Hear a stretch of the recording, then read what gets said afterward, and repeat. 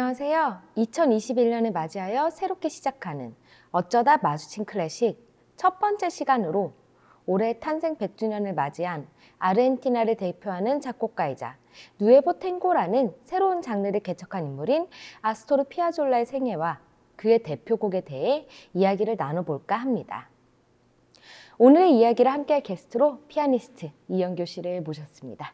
안녕하세요. 안녕하세요. 초대해 주셔서 감사합니다. 아스토르 피아졸라는 제가 굉장히 좋아하는 작곡가이기도 하지만 아마 전 세계의 사람들이 아스토르 피아졸라의 곡을 듣고서 사랑에 빠지지 않을 사람은 없을 것 같아요. 그래서 그에 관한 이야기를 이영교 씨와 함께 나눌 수 있어서 이 시간이 굉장히 즐겁게 느껴진답니다.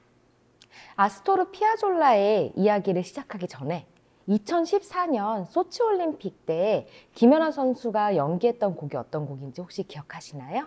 김연아 선수는 제가 제일 좋아하는 스포츠 선수 중에 한 분인데요. 쇼트 때는 어릿강들을 보내줘에 맞춰서 연기를 했고, 그다음에 프리스케이팅에서는 오늘 다루게 될 피아졸라의 아디오스 노니노에 맞춰서 연기했던 걸로 기억이 납니다. 네, 맞아요. 아디오스 노니노 많이 들어보셨을 것 같은데요. 아스토르 피아졸라는 바로 아디오스 노니노를 작곡한 아르헨티나를 대표하는 작곡가입니다. 그리고 또 피아졸라의 작품하면 떠오르는 게 어떤 게 있을까요? 지금 제 머릿속에는 리베르탱고가 있네요. 맞아요. 리베르탱고가 굉장히 인기가 많은데요. 이런 곡들 때문에 피아졸라는 탱고 하면 가장 먼저 생각나는 작곡가가 아닐까 싶어요.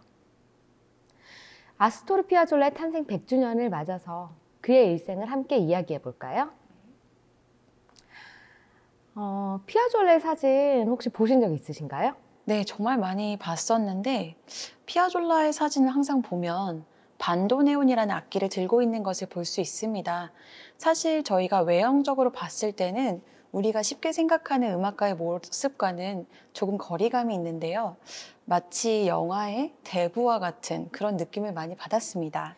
저도 피아졸라의 사진을 보면 영화 대부에 나오는 마피아가 생각나는데요. 음악가보다는 되게 좀 마피아가 어울리는 그런 외모를 갖고 있는데 혹시 이탈리아계가 아닌가? 이런 생각을 했었어요. 알고 보니까 피아졸라의 할머니랑 할아버지가 이제 성공의 꿈을 안고 아르헨티나로 이주했던 이탈리아 사람들이었다고 해요. 그리고 아르헨티나의 마르델 플라타라는 곳에서 1921년 3월 11일 아스토르 피아졸라가 태어났습니다. 근데 피아졸라는 자신의 이름을 별로 좋아하지 않았다고 해요. 왜냐하면 아버지 비센테가 지어준 이름이 아니라 아버지의 친구인 시카고 심포니 오케스트라의 바이올린 단원이었던 피아졸라라는 이름을 가진 친구의 이름을 붙였기 때문인데, 그래서 뭔가 평생 동안 자신의 이름을 그렇게까지 좋아하지는 않았다고 합니다. 그리고 또 피아졸라의 환경을 생각해 보면요. 어떻게 이런 곳에서 하는 생각이 드는데, 피아졸라의 어린 시절은 과연 어땠을까요? 피아졸라의 가족들이 함께 아르헨티나에서 미국으로 건너가서 그는 어린 시절을 뉴욕에서 보냈다고 합니다. 하지만 그가 보냈었던 어린 시절의 환경은 사실 음악가가 아니라 갱스터가 만들어진다고 해도 전혀 이상하지 않을 정도였다고 합니다.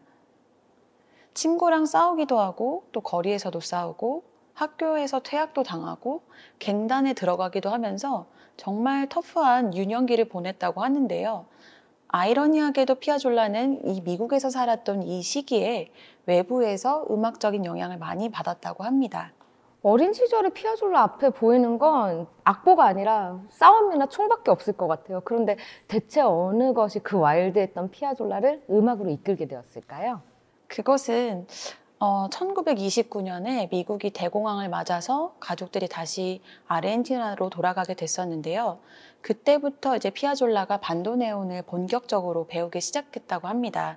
아마 아버지한테 먼저 배우기 시작했다고 들었는데 1930년대 초에 가족이 다시 함께 뉴욕으로 오게 되면서 그의 인생에 음악이 들어오기 시작했다고 합니다.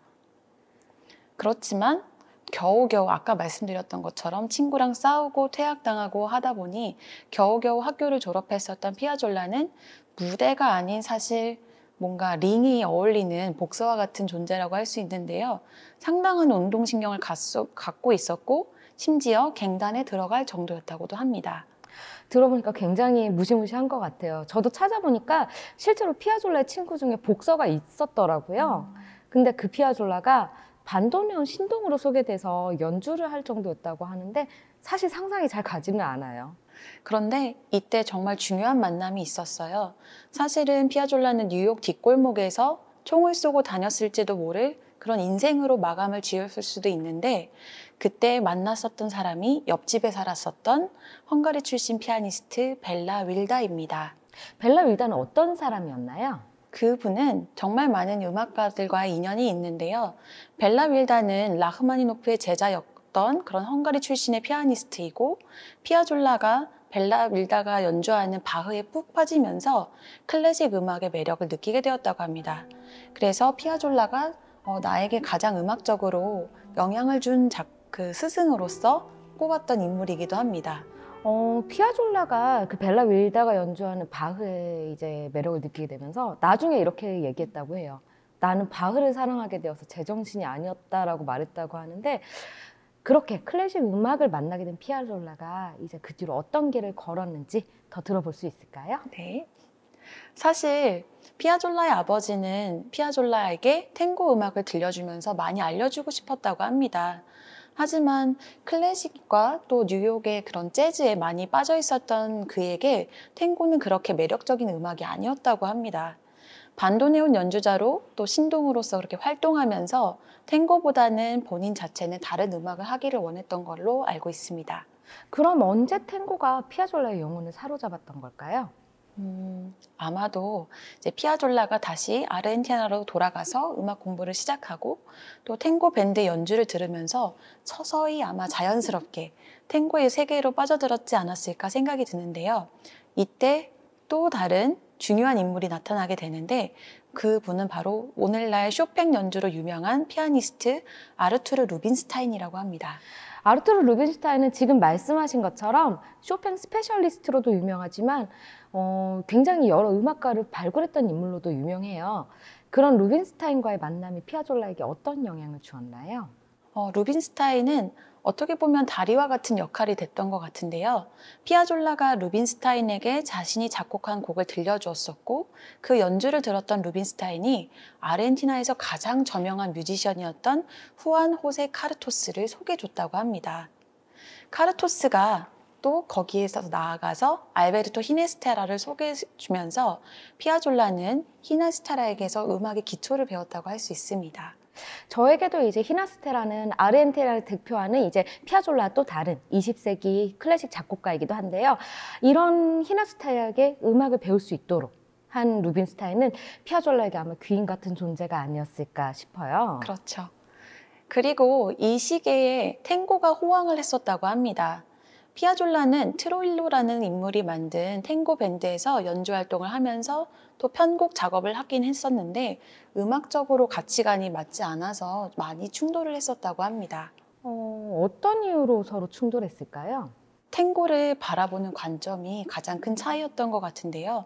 트로일로는 춤을 출 수 있게 만드는 탱고를 원했지만, 피아졸라는 감상할 수 있는 탱고를 만들고 싶어 해서 탱고 편곡 작업에 히나스트레에게서 배웠던 다양한 것들을 반영하고 음악적인 실험을 했었다고 알고 있습니다. 그야말로 전통과 혁신의 충돌이었네요. 그렇죠. 그래서 피아졸라의 실험은 그때 당시는 실패로 끝났다고 해도 과언이 아니라고 할 수 있는데요. 그의 음악은 탱고 밴드 사이에서는 또 반발을 불러일으키고 클래식 연주자들한테는 좀 외면을 받았다는 슬픈 이야기가 있습니다. 그리고 또 피아졸라는 결국에는 트로일로 밴드와 결별을 했다고 합니다.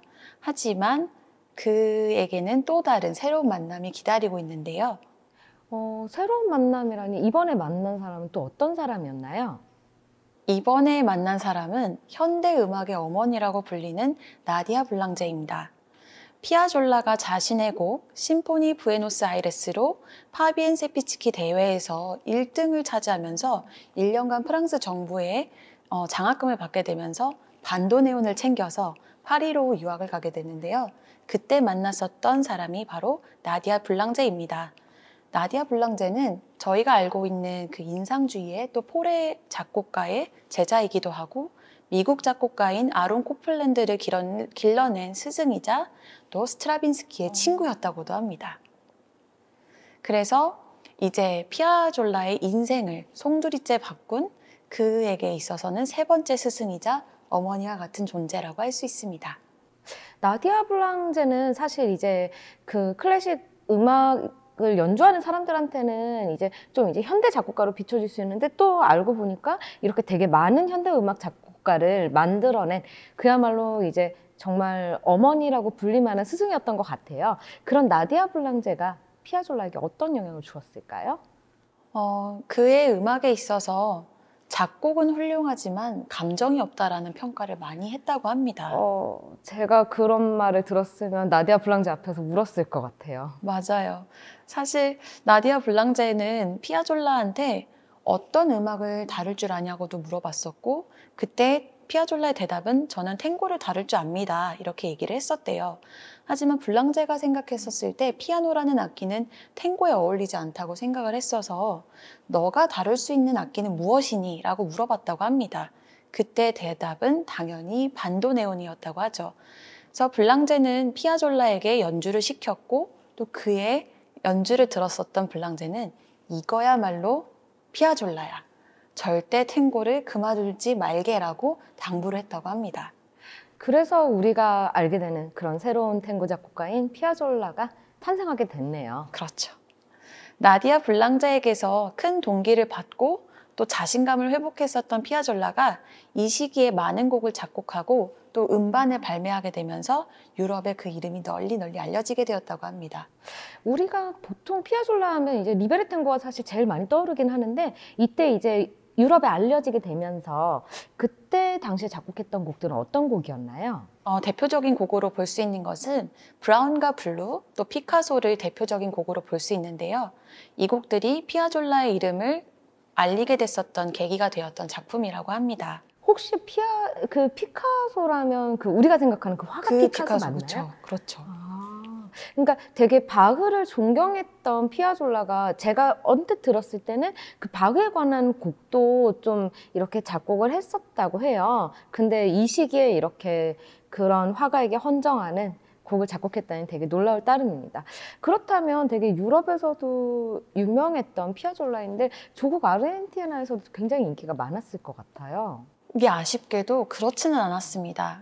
피아졸라가 아르헨티나에서 유명해지게 된 것은 1970년대 이후로 볼 수 있는데요. 이제 프랑스 유학을 마치고 아르헨티나로 돌아온 그의 인생은 사실상 고난과 투쟁의 역사라고 볼 수 있습니다.